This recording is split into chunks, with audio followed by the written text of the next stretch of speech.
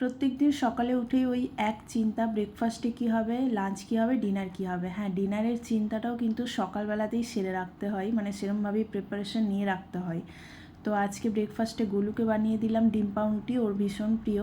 আমি এদিকে আমার ডিটক্স ওয়াটারটা রেডি করে নিলাম, আর তারপরে বানাচ্ছি আমার ব্রেকফাস্ট। আজকে আমি নেব ওটস অমলেট, আর প্রচুর সবজি দিয়েছি, সেই জন্য আমি এটা উল্টাতেই পারিনি, ভেঙে ফেলেছি। আর ডিটক্স ওয়াটারটা আমি রোজ খাই না, মাঝে সাঝে খাই। হ্যাঁ, খাওয়া কিন্তু খুবই ভালো, এই গরমে যারা রোজ খেতে পারো ভীষণ ভালো, বাট ওই যে আমার বানাতেই প্রত্যেক দিন ল্যাদ লাগে।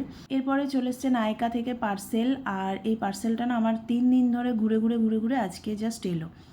আর নিয়েছি আমার পছন্দের কিছু কিছু, চলো তোমাদের সাথে শেয়ার করি কী কী নিয়েছি। প্রথমে নিয়েছি প্লিক্সের একটা রোজমেরি হেয়ার স্প্রে, যেটা খুবই ভালো শুনেছি, বাট আমি আগে ইউজ করতাম ওই আইপস গুডনেসেরটা, বাট এবারে প্লিক্সেরটা নিয়েছি। একটা লুফা নিয়েছি, কারণ আগের লুফাটা আমার নষ্ট হয়ে গেছিলো, সেই জন্য। তারপরে নিয়েছি, এটা আমার মেকআপের জিনিস, একটা হেয়ার স্প্রে নিয়েছি, আর আমি নিজে ইউজ করি না তো। আর তারপরে হচ্ছে যে একটা বডি ওয়াশ নিয়েছি, যেটা হচ্ছে আমার।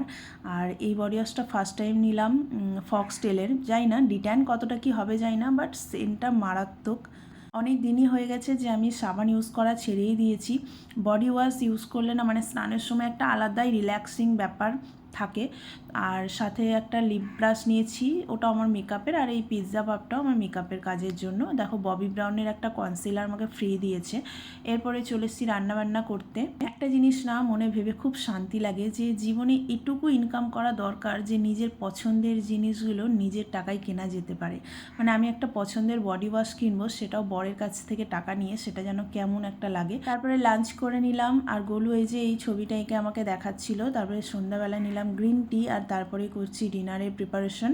7টা 7:30টার মধ্যে আমি এখন ডিনার করে নিচ্ছি। তো আজকে এই যে এটাই ছিল আমার ডিনার। তো চলো টাটা।